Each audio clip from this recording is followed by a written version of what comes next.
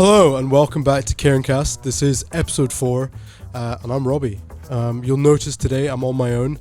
It is a belated Valentine's Day special, so I made sure it was only the one heartthrob of Cairngorm on the stage, as it were, today for the podcast. And yeah, Harris is up north in the Cairngorms, potentially, or the Highlands. So he has left me to orchestrate a podcast on my own. So what I have done is I've called in a few questions on Instagram. I actually had asked, coming out of COVID, if anyone had any questions, and I didn't ever respond to them. So there are a few from that era, and there are mostly a few from an hour or so ago when we posted a wee questions block on Instagram. So without further ado, we'll just dive straight in so that you can get closer to the elusive Chris break, which we'll be following at some point in the pod. So let's see what we got. I've kind of looked at some of these. Obviously, I printed them out and cut them, but I've not had much time to really ponder them. So, going for the big ones. Right, okay, so first question is, do you go on trips to visit coffee farms? If yes, favourite place? The answer is no, so I don't have a favourite place. I have a kind of bucket list of where I'd like to go. Mainly Central Africa. I love to go and check out Ethiopia, Kenya, maybe not necessarily Central, Rwanda, Burundi. There's a lot of places I'd love to go and check out, coffee farm wise. The reason we haven't, we've got quite a clear view on this, is that as a business currently right now, we're not big enough to warrant really buying enough volume from coffee farms. And so we feel quite strongly that we don't want to waste people's time. I know that maybe seems a bit strange, but the majority of the ways we source coffee at the moment are through importer partners who are buying in decent bulk, and they are sharing that coffee amongst smaller independent roasters like ourselves, which means they're able to give more value to the producers and the farmers than we would. And so I think it's on our bucket list of things to do, but not until we get slightly bigger. Having said that, I know a lot of roasters do go, and you don't necessarily have to be going just to buy. I think it would be quite an eye-opening thing for us to be able to do, but we're just trying to pick our moments and make sure we do it at the right time. Right, moving on. What is the perfect coffee to milk ratio in a flat white? We have talked about this quite a lot recently. We went through a period of discussing whether we could do one-shot flat whites in the shop, and we've decided not to do that, but we think it tastes good. So I think I'm trying to work out in my head. So we do about an ounce and a half of espresso, so like 40 grams of espresso for most of our coffees. Everything's double shot at the moment in the shops. And so that is probably 1 to 3.5 of milk. So say 3 to 4 parts milk to 1 part espresso is about a flat white, if you're doing a 5 or a 6 ouncer. And I think that's probably the answer. Just depends how milky you want it. Find a good coffee that cuts through milk well, is the answer. Why is PlantBae so cool? Why is PlantBae so cool? PlantBae is a wholesale customer of ours, who are fantastic, and they opened fairly recently, quite close to us, on Easter Road in Leith. Is that Leith? Yeah, I guess. And they do a lot of great stuff. And it's a very cool, very relaxed vibe, and I would recommend you check it out because it is indeed very cool. But mainly because the coffee they serve is fantastic. Guilty pleasure. How has running a business changed since you had kids? Getting to the big ones. This is a good question. I think there are positive and negative aspects. And that sounds a bit harsh. I'm not in for the remotest part suggesting that is any. I find it bad having kids. I'm rambling. It's good because it really sets a parameter for my work day. There are obviously in the mornings and the evenings now more important things than running a business, and I think many people will tell you that one of the hardest things about running a business is switching off, especially in the kind of work from home culture. Arguably, a lot of people who are now absorbed by that culture work in offices, but work in offices from their home, are probably now starting to understand the issue that the business owners have struggled with for a long time. In that, you can't really escape work. There's always something to be done, and the working day, the hours seem to kind of transcend the normal working day. But I think I now have a bit of a reality check that I have to look after a child in the morning, get them to nursery for the most part before I can start my day, and then I have to get back in time for bedtime as much as possible. And I think that has been a very positive thing for my chances of burnout, shall we say. It kind of just keeps things in check. Obviously, in terms of trying to scale a business, it does mean you have less time to dedicate to working late. So that is an aspect which Harris and I have discussed at length, where it is having kids and running a business. It is a factor which can impede expansion and more just impede the speed at which you expand. I think he has referenced in the past. I'm going to have to ask my friend here, Jack. What's the lad's guy? The name who started Tesla again? Elon Musk. I'm not very trendy. No, but apparently he was saying that he thinks he got such a head start in business because he was doing like 80-hour days, and obviously that's just not plausible with kids, at least in my opinion. At least I think if you want to be there and be present and put in the hours that being a parent require. So I don't know if that answers the question, but quite a waffly one. I love my kids. What's your biggest fear? Not being around enough for my kids. Probably one of them. I was thinking today when I first had Jamie, my eldest son, I kind of said to him in my head, like, I'm never going to miss bedtime. I'm always going to be there for bedtime.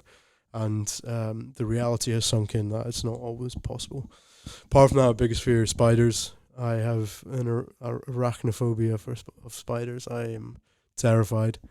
Other biggest fears, if we want to go deep, not amounting to what I expect of myself. I've got fairly high standards for what I think I can achieve, and that's a kind of recurring fears that one day I might come to realization that I haven't achieved that. Quite deep. Moving on. What country could benefit from growing coffee beans?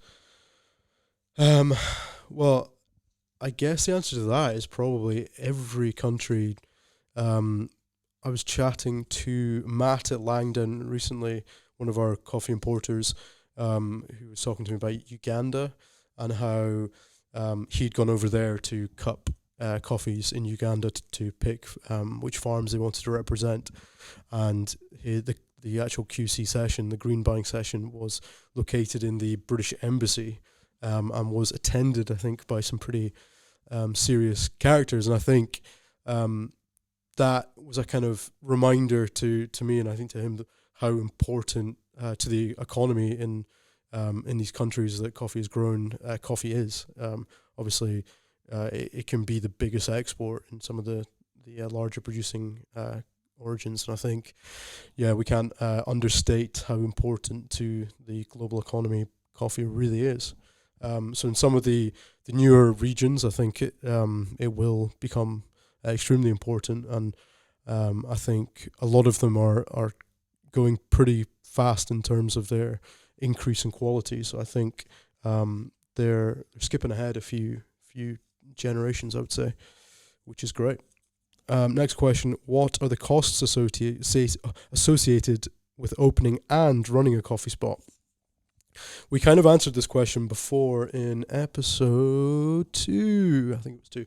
Yeah, Harris and I really went pretty deep into my experience, mainly with starting Frederick Street and the costs that were associated with that. I think the age-old thing with these things is it's always going to cost more and take longer than you expect.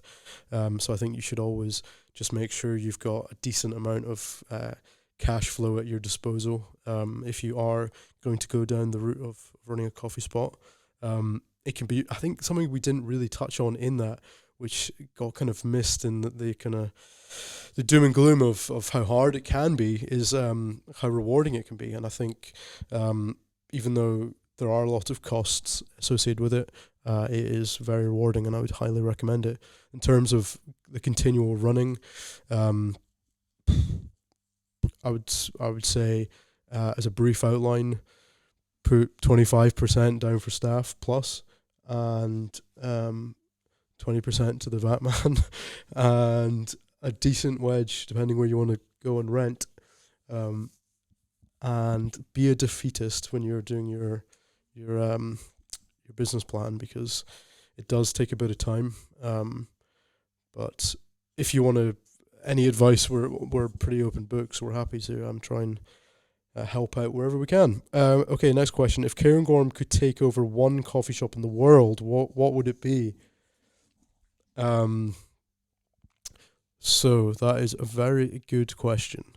I count myself relatively lucky to have visited quite a few of my favourite cities for coffee over the past wee while. I think when you get really into coffee, I'm sure a lot of people will attest, you become almost a coffee tourist, and you can really plan and dig into some of the spots that you intend to go to, and probably off the back of that end up going to places you know have great coffee. Some of them for me, so I went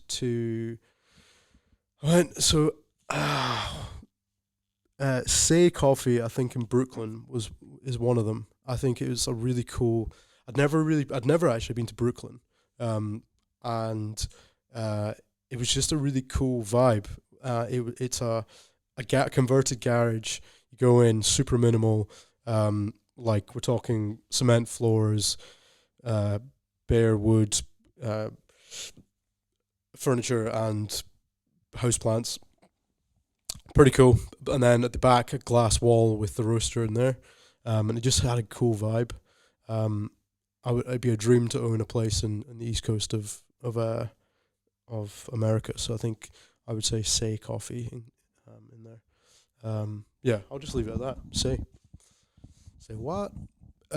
Would you ever row the Atlantic Ocean? I know who has asked this. My 3 cousins became the first 3 brothers to row the Atlantic Ocean in the Talisker Challenge, and they are absolutely bonkers. I don't think. I like to think, like Harris and I talk a lot about adventure and how we've got a lot of time for it. Skipping back, having kids makes things like that quite challenging. It is like I think it's like a 2 or 3 month commitment of rowing, and a lot of training beyond that. So I think is quite all consuming. Fraser, who owns the Taybank Hotel in Dunkeld, I was chatting to him. He did it, and I was commending him, because running a business and training for something like that and executing that successfully is an unbelievable feat. But yeah, if I'm honest with myself, it terrifies me. The thought of the marlin swordfish coming up through the bottom of the boat with their sword noses, that freaks me out, no end. And also going to number 2s in a bucket is pretty rank. But kudos to everyone who's done it.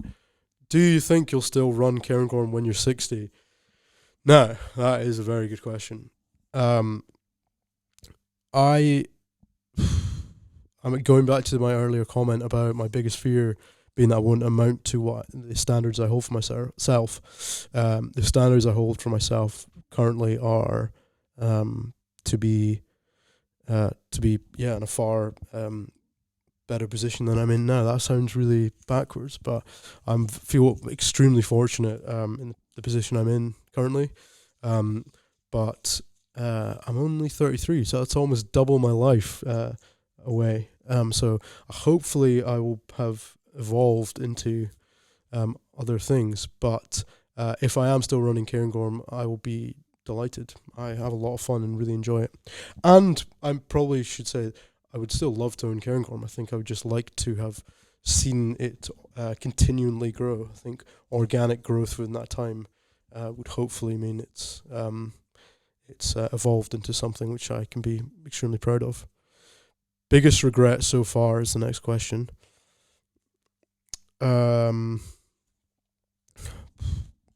Biggest regret so far. That is a good question.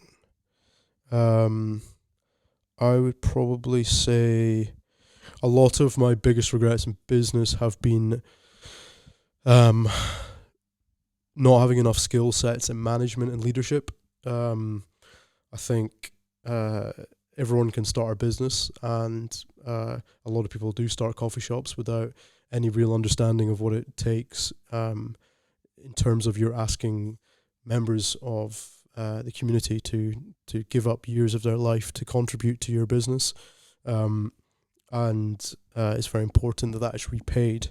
And it's definitely something that which we have put a lot of thought into, certainly over the last couple of years. It's something we're always trying to get better at, but it's probably the thing which keeps me up at night quite often. Am I helping staff fulfill their potential? So that's quite cryptic. Next one. Are there any coffee shops with great coffee but overlooked due to poor branding? I think there are a lot of businesses which are overlooked due to poor branding, which is sacrilege because, you've gone to Fiverr and get someone who can help you with branding. Jack's looking at me funny. But there is definitely. I think people struggle even just with coming up with names for, if we're talking about coffee shops, coming up with names for coffee shops. I don't think they need to be particularly clever or they just have to be simple words in my book. Trying to think, great coffee shops have been overlooked. I'm going to come back to that one. I don't want to start doing this, but I'm going to come back and have a think about that.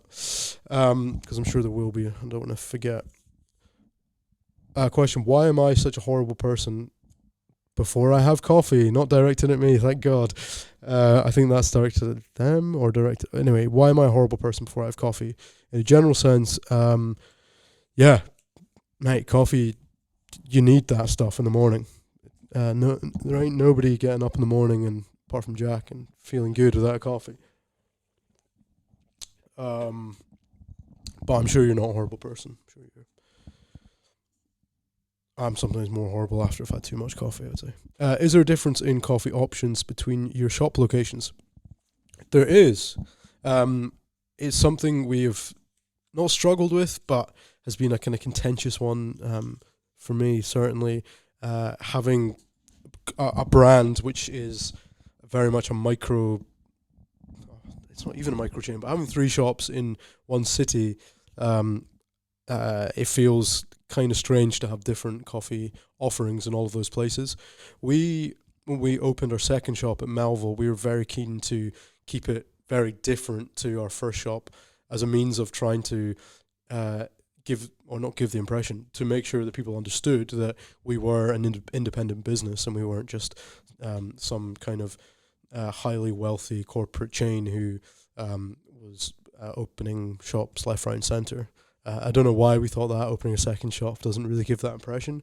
However, yes, to answer your question, they are different. Frederick Street has a bit more of a curated selection. We also get the chance there to work with other roasters that we admire, which has been really fantastic.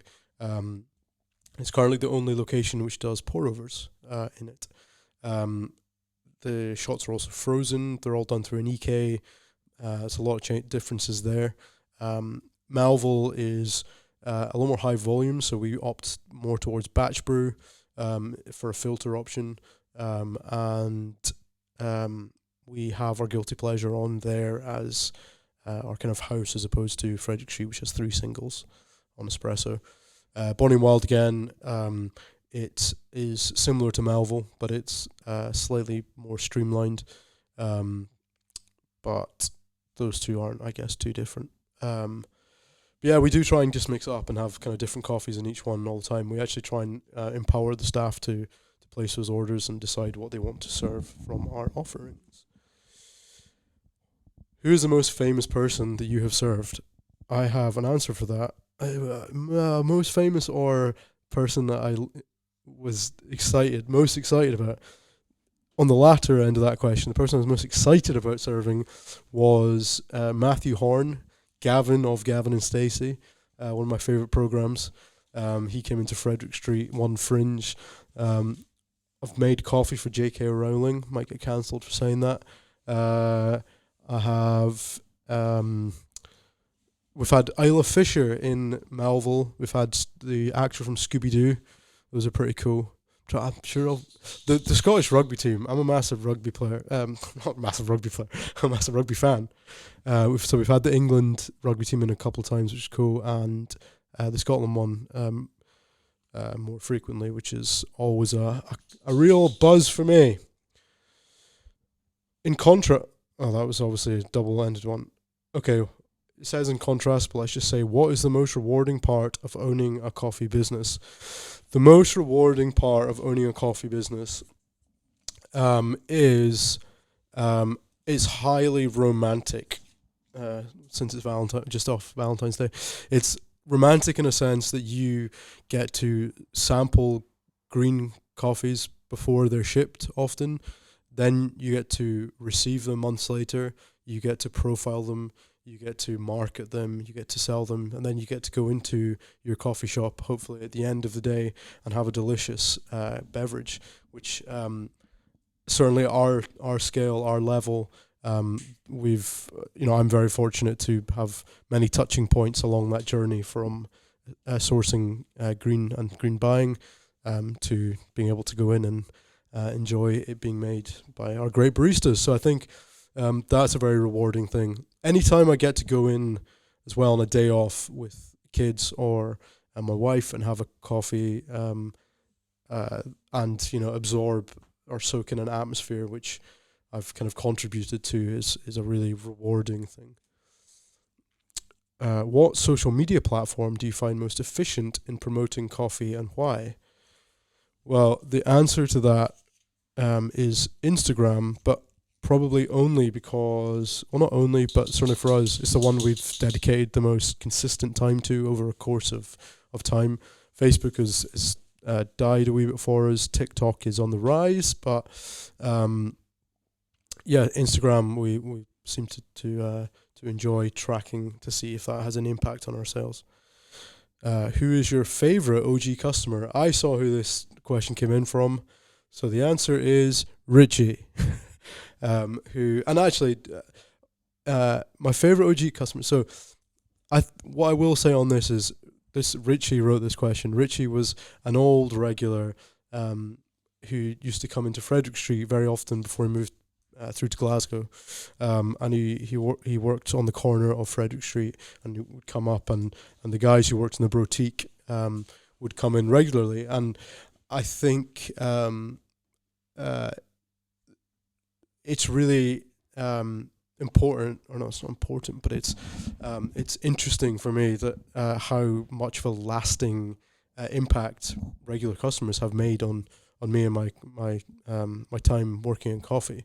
I think it probably is something that they would imagine is overlooked, but I do think about customers often that if you've had as regulars and wonder what they're up to, which is a bit strange, but it is an interesting bond that the baristae and the customers create, and I think it can't be overlooked, and we can't undervalue how much they have brought to the business, with suggestions, with regular income in buying coffee. We have some great customers. One that stands out, Aoife, for example, who has 2 subscriptions with us, used to come into Frederick Street every day with her dogs and a partner, and Yeah, I think and still engages with our content regularly, and I think that is something that we really value highly. So yeah, there's a lot of great OG customers. What has been the most difficult or challenging part of owning a coffee business? So the most difficult or challenging part of owning, I think the majority of people who start coffee businesses, this is their first business, and I think there are many, many, many challenges and difficulties in starting a business from scratch. I alluded to earlier, not necessarily having great managerial or leadership skills, and I think it can be really challenging. There's also, it really depends the scope at which your coffee business operates. If you are a coffee roastery, it will differ to a cafe, but we've found the last year extremely challenging from a coffee roasting standpoint, with the cost of green going through the roof at the same time as gas prices, electricity prices, all these things that need to then be factored in.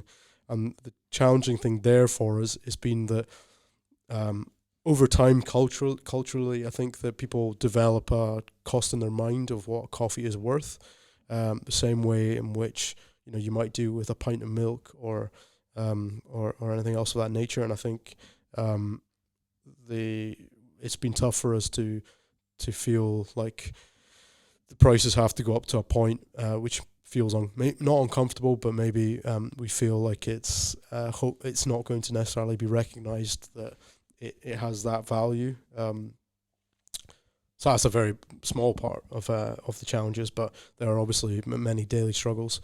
It's a very, very, very challenging product to work with, unlike a bottle of whiskey where you bottle it up, you put it on the shelf and ship it out, and it deteriorates very very little post being bottled. And I think coffee is different. It ages very fast, and so the shelf life is extremely small. And so people that pride themselves on quality, like ourselves, not wanting to sell coffee long beyond roast dates, can be quite tough. But then you throw into the mix the fact that actually rested coffee tastes better, and that's a cultural misunderstanding for people to try and for us to try and communicate to customers, which is tough. But on the whiskey train of thought, I think again, you open the bottle, you pour it out, you are then experiencing that product as the distillers had determined it should be tasted. Whilst with coffee, there are so many variables which can really change and change the coffee for the worse throughout the process of making it and when it's brewed and all these things. So that's quite challenging as a product to work with. Right. Oh my God, I'm going to try and start speeding up. Crisp break. Right. We'll do a quick one because that was getting quite heavy. Today, I'm delighted to show you some sizzling McCoys, which is cool. I will also just give myself a wee shot of insulin because that is a aspect of running a business which I've never touched on. But I've got type 1 diabetes since I was 4, which makes it interesting to try and keep healthy at the same time as being stressed out. But today we have Sizzling King Prawn McCoys Ridge Cut. We have a thing where we just go to the cash and carry when we're buying Blue Roll and buy random crisps. So we got boxes of crisps in here. Hence the Cheetos last week. Yeah. I'm gonna have to try and eat these at the same time as speaking. Usually Harris and I could have taken turns and eaten crisps, but I'll just have a quick one and tell you. So if you've had McCoys before, I don't know if we have any foreign listeners. Their tagline's a real McCoy, and I feel like they're Scottish. Are they Scottish? I mean, the PO box is in Leicester, but you know that doesn't mean anything. Um, they're very good. I'm gonna say 7 out of 10. I can't remember what I gave the Cheetos, but they're in and around that. Very flavorful, good crunch. You'll hear it. I'm on the boss. Let's go on to the next question. Top 5 big juicy coffees you've had recently. Well, now I'm feeling refreshed. Let me tell you about them. I went to Beatnik at the weekend. Fantastic. It was a Bonanza coffee. I think it was was it Costa Rican? Whatever it was great. So they've got some banging coffees. So that's a Berlin roaster. I'm currently getting through a Kamwangi Kenyan from Swevin, which is delicious. I also had a great artisan roast Kenyan, which Kate had brought into the roastery, which is real good. I really need to name drop one of our coffees, don't I? The Grand Slam blend, baby. Yeah, no, it's actually surprising. Well, I shouldn't say surprisingly. It is very good. It's a blend of 3 coffees, which I think Jack was concerned that it wouldn't have enough clarity or complexity as a result of that, but it's very, very juicy. Final one. What shall I say? I had who was it from? It was a flat white from Lowdown, and it was tremendous. I'm just trying to remember who it was. Was it Dak or was it Swevin? In any case, Lowdown, great. All the guys in the roastery are raving about Ante as well on the road, and I've been, and I also enjoy that. So I know that is 3 coffee shops as opposed to coffees necessarily, but there you go. Next one. This is quite coffee centric, which is good. Strawberry fermented coffee, yay or nay? That one was asked a while back, and I didn't get around to it because I didn't know how to answer it. But I would say yay more than nay. I've been a wee bit on the fence with this. I think the coffee industry has been a little bit up and down on whether to accept fruit-infused coffees into our specialty bracket, as it were. They're not necessarily allowed in UKBC competitions because they're imparting too much flavour and I guess then ruining the natural terroir and impact of processing, this kind of stuff. Obviously, it is a process that is done, but you're really injecting flavour. Our first experience with that was we did an apple-infused coffee with Fazenda Citec in Brazil, and it was incredible. We found to do that project, we had to buy quite a lot of it, and I think it could be quite polarizing. So I think strawberry fermented coffee will 100% be the kind of coffee which you want once or twice a week, but maybe don't want every morning. But I think it's cool. Like, it's nice to see the industry being pushed in a different direction. Next question, how's the new shop going, which will be in reference to Bonnie and Wild? It is going well. It's been interesting having been through Christmas now. Obviously, we had our first Christmas and our first Fringe. The Fringe was a bit hectic because we weren't long open, and I had a 2-week-old baby to contend with, which was fun, but it's going really well. I think Christmas is great. There were periods when, it's super cold outside and less people are maybe coming into our other 2 stores as a result and going down the high street. But in the St. James Quarter, where they're going into a big shopping centre and they're able to go and do shopping at the same time and then dash up for a specialty coffee, it's pretty cool. So I think it's been going well. And yeah, long may it continue. Please pop by and let us know what you think. How is Matt enjoying it? Has Matt done a handstand yet? Matt is not here to tell you himself if he's enjoying it, but we had a great lunch on Monday, him and I, through in Glasgow. Went to Gaga just to shoot the I think he is a very, very, very important asset to our business now, in terms of the work he does in the wholesale, and generally just being a real beacon of light in a roastery, which can be hard work. Hasn't done has he done a handstand? Maybe has done a handstand. I was in Glasgow with him, as I said, on Friday. We went to Story Shop, our marketeers, and they asked him to do one, and he said no. So I don't know whether he's kind of over the handstand craze, but probably not. Next question. Any barriers for obtaining coffee after Brexit from EU countries?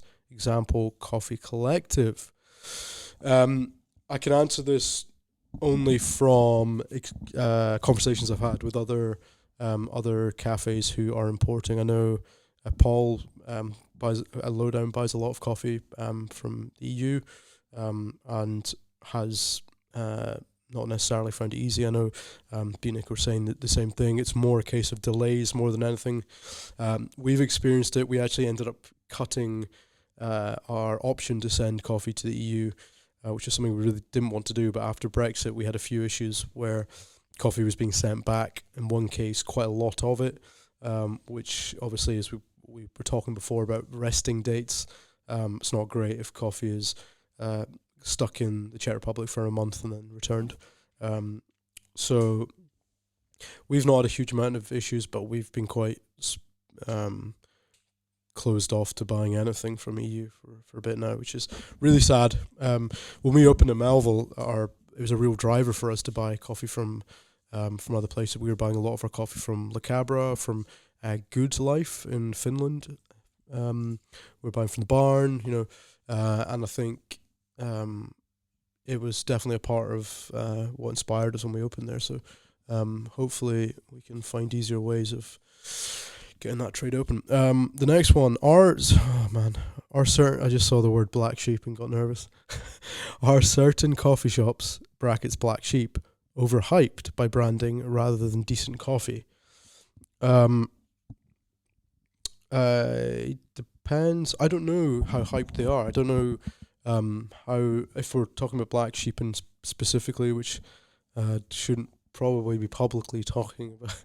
And let's be fair, I'm not bad mouthing them, so I can speak about them, I suppose. Are they overhyped by branding? I think what I would say is they're maybe not overhyped. I think they have gone more than most committed hard to branding, and I think going back to talking about how branding can be very important. As you maybe know, if you followed us for a while, we're very of the opinion that marketing is an extremely powerful asset, even for small businesses, especially for small businesses, to try and stand out. I think they've obviously been very considered in their approach, had a very clear message. I think the message was around the fact they use Robusta, specialty grade Robusta, and there's absolutely nothing wrong with that. But I think probably the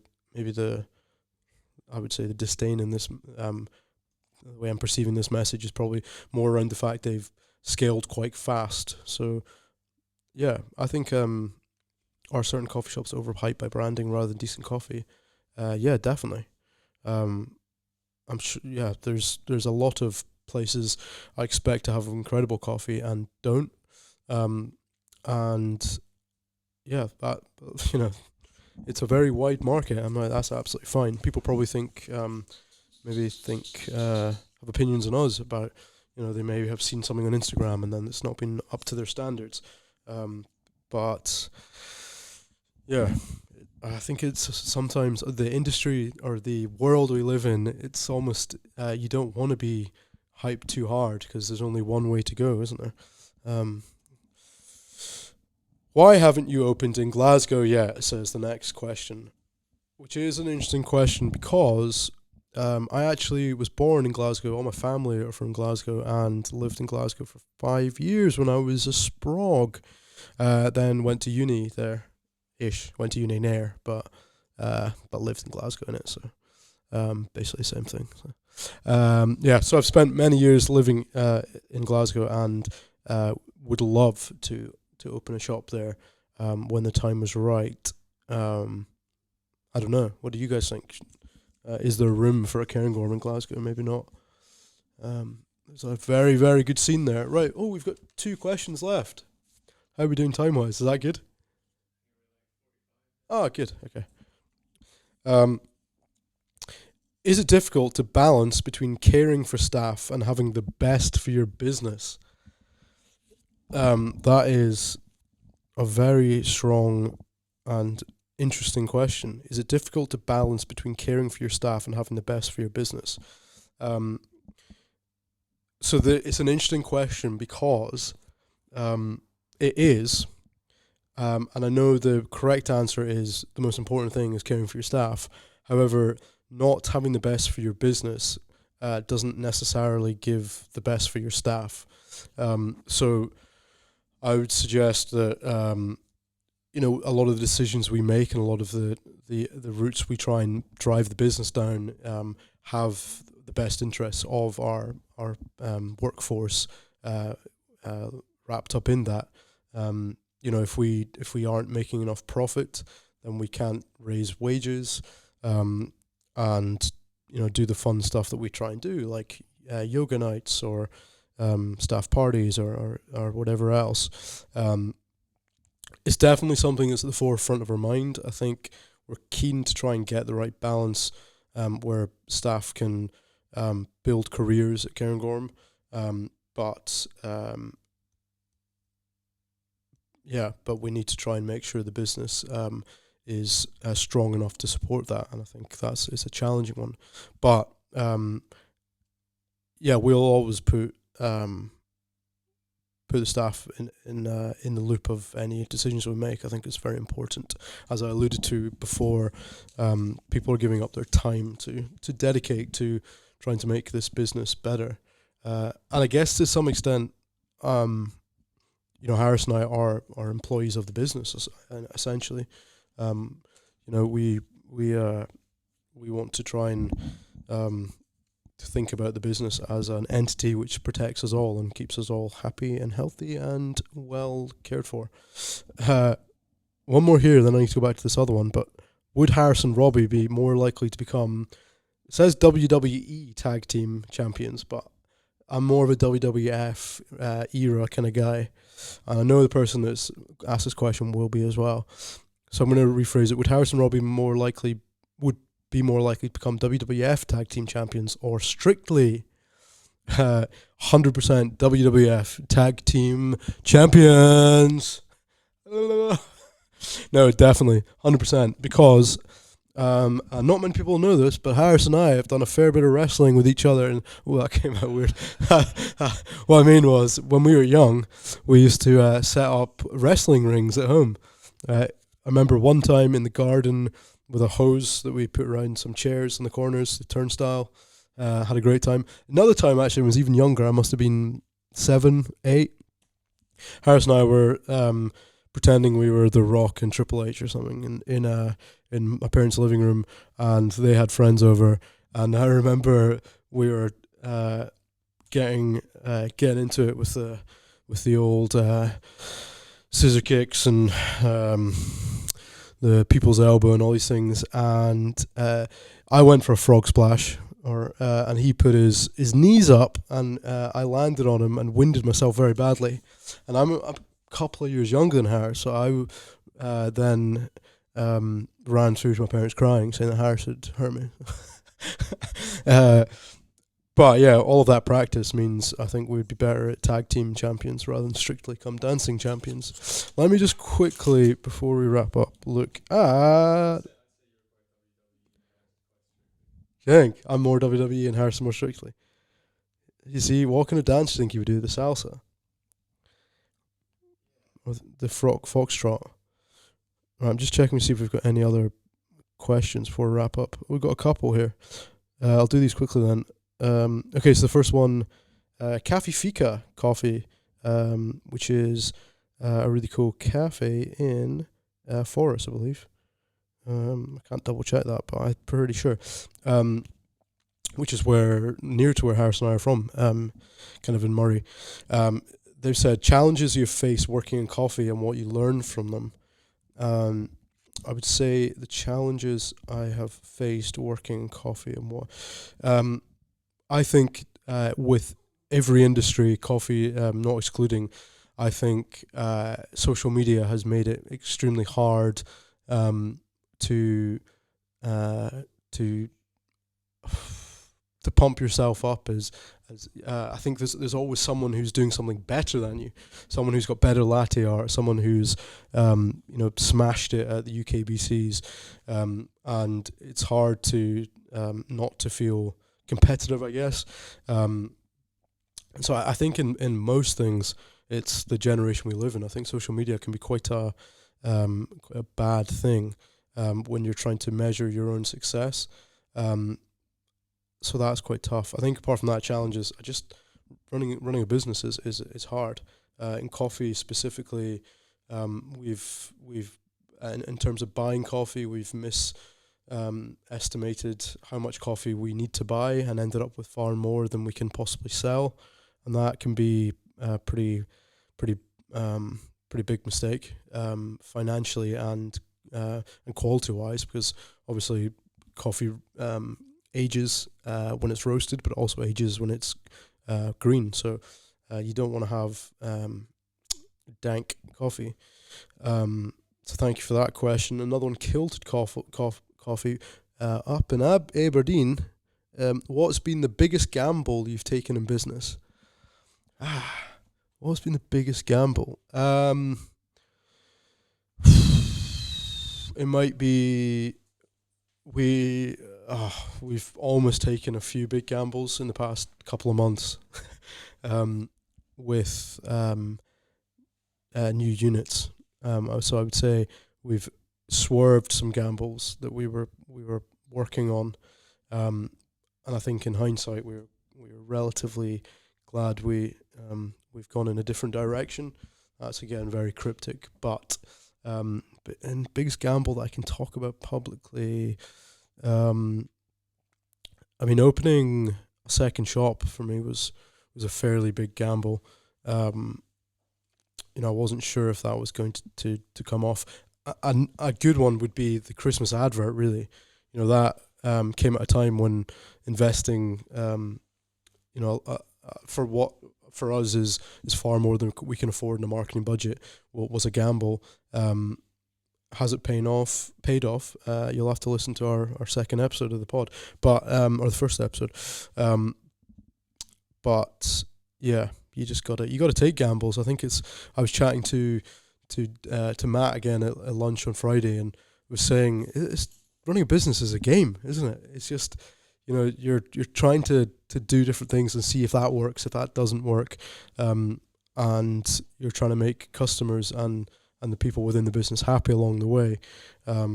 So you're not taking gambles all the time, but you're having to make decisions on a very super regular basis, which can sometimes not pay off. Here's a good one to end on. Well, I'll end on that one, but I'll go back to this one before I do. Are there any coffee shops with great coffee but overlooked due to poor branding? Have I got an answer to that?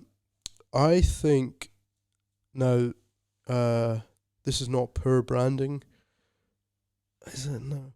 I'm like some of the kind of really minimal, simple shops, which the branding's fairly light. I was talking the other day about like Roslyn as an example in London, where their branding is super chill. It's like pastel color and font, and they've kind of allowed the customer experience to do the talking, and so I wouldn't say it gets overlooked. It's obviously doing extremely well, very well indeed, but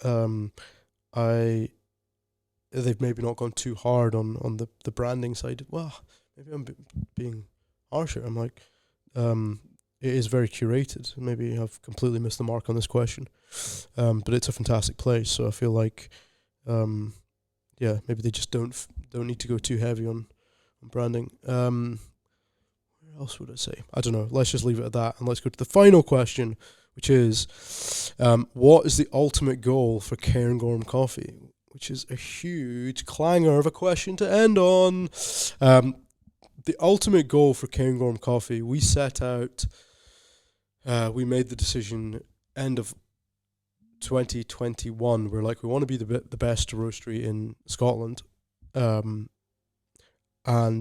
that is not misguided. There are some incredible coffee roasteries doing things far better than we can imagine currently in Scotland. So I don't think that is a sentiment which is trying to ruffle feathers. More a case of, we're trying to set big goals for ourselves. We've got big ambitions. So I think that would be a big one. Harris and I might get a few chuckles for this one. One of our big goals as well was to open a cafe in the east coast of America. I was talking before about Say and how great that place is. But we've been really inspired by, the likes of the Cabra opening up in Greenwich Village in New York, the Barn opening up in like Mallorca.